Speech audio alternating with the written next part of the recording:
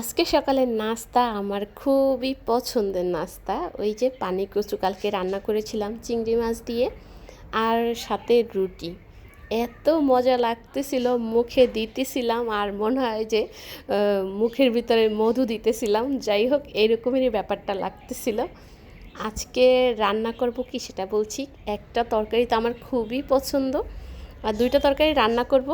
তো যাই হোক, আমার একটা খুবই পছন্দের তরকারি রান্না করব, সেটাই কি রান্না করব অবশ্যই তো দেখাবো। হ্যালো এভরিওয়ান, আসসালামু আলাইকুম। কেমন আছো তোমরা সবাই? আমি তো আলহামদুলিল্লাহ বরাবরের মতো খুবই ভালো আছি। কালকে আমার ভিডিও দেওয়া হয় নাই আসলে, একটু বাইরে গেছিলাম। বাইরে যাওয়ার কারণে আমি আর বয়সটা দিতে পারি নাই, সেই জন্য আর ভিডিও শেয়ার করা হয় না। ভাবলাম আজকে দিয়ে দিই।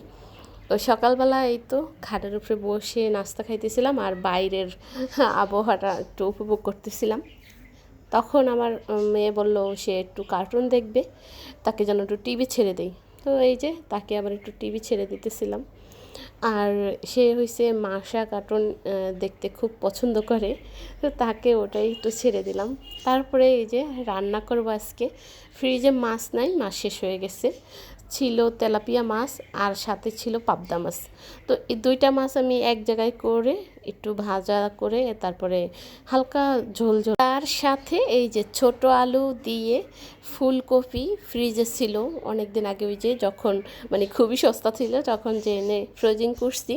তো এখন আজকে কোন তরকারি বাসায় নাই, তো শেষ হয়ে গেছে। ভাবলাম এই ফুলকপি দিয়ে ছোট আলু দিয়ে মিশার করে একটা ভাজি করে নেই। ভাজিটা খেতে এত মজা হয়েছিল, চিংড়ি মাছ দিয়ে তারপরে ধনিয়া পাতা দিয়ে আমি করছি। খুব মজা হয়েছিল খাইতে।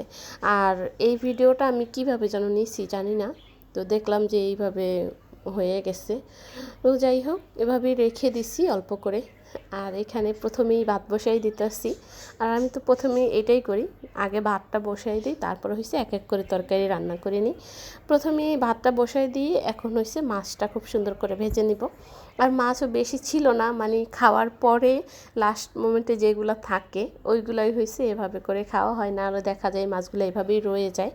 আর মাছ তো ফেলে দেওয়ার জিনিস না, দেখা যায় ভাবলাম এভাবেই রান্না করে নিই, একদম রান্না করব না সেটা তো আসলে হয় না। বাবু খেতে পারে না, একটু মাছ হলে ওর লাগে, সেই জন্য পাবদা মাছ আসলে ভাজলে বেশি একটা মনে হয় ভালো লাগে না, আমার কাছে মনে হয় যে এমনি কষায় রান্না ভালো লাগে।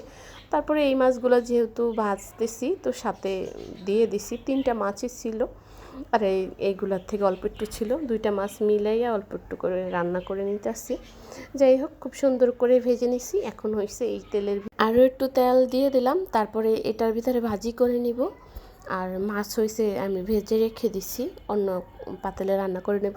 ভাজি যেহেতু করব, এই কড়ার ভিতরে আমার লাড়াচাড়া দিতে সুবিধা হবে, সেই জন্য এটার ভিতরে দিতেছি। এখানে পেঁয়াজ, মরিচ, তারপরে চিংড়ি মাছ সবগুলো একসাথে দিয়ে একটু ভাজা ভাজা করে নিতেছি। আর আজকে সামনের জানালা থেকে প্রচুর পরিমাণ বাতাস আসতেছিল। আমি একজাস্ট ফ্যান ছেড়ে দিছি, তারপর ধোঁয়া আমার মুখে আসতেছিল, এরকম একটা অবস্থা। যাই হোক, থেমে গেছে আবার, এখন বাতাস একটু পরে পরে বাতাস চলে আসে। তারপরে একটু হলুদ মরিচ সব কিছু দিয়ে একটু পানি দিয়ে কষাই নিতেছি সুন্দর করে। আর হ্যাঁ, কষাই নিতে হবে, যে কোনো তরকারি খুব সুন্দর করে কষাই নিতে হবে, তাহলেই কিন্তু বেশি ভালো লাগবে।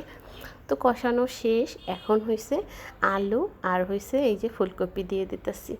আর এটা রান্না করতে বেশি সময় লাগে না, আলু যেহেতু তাড়াতাড়ি সেদ্ধ হয়ে যায়। আর ফুলকপিটা কি ফ্রোজিং করা ফুলকপি, আমি এটা রান্না করার জন্য রাখছিলাম, মাছ দিয়ে রান্না করব, কিন্তু এমন লেতা লেতা হয়ে গেছে আমার কাছে, আর মাছ দিয়ে রান্না করতে ভালো লাগলো না।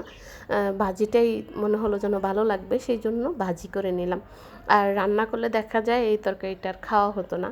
তো যাই হোক, যারা এভাবে পছন্দ করো রান্না করে খেতে পারো, আমার কাছে ভালো লেগেছে, সেই জন্য ভাত ভাজি হয়ে গেছে। এখন মাছটা একটু ভুনা করে নেব। তো এখানে ব্লেন্ডার করা পেঁয়াজ, তারপরে লবণ মরিচ যা যা লাগে অল্প অল্প করে দিয়ে দিতেছি। বাবু যে জাল খেতে পারে না, সেই জন্য জাল কিন্তু সবসময় কমই দেই। কম দিয়ে রান্না করি। আসলে ঝাল দেখা যায় বেশি দিলে আবার সমস্যা আছে। যত পরিমাণ ঝাল কম খেতে পারি আমরা ততই কিন্তু আমাদের শরীরের জন্য খুবই ভালো।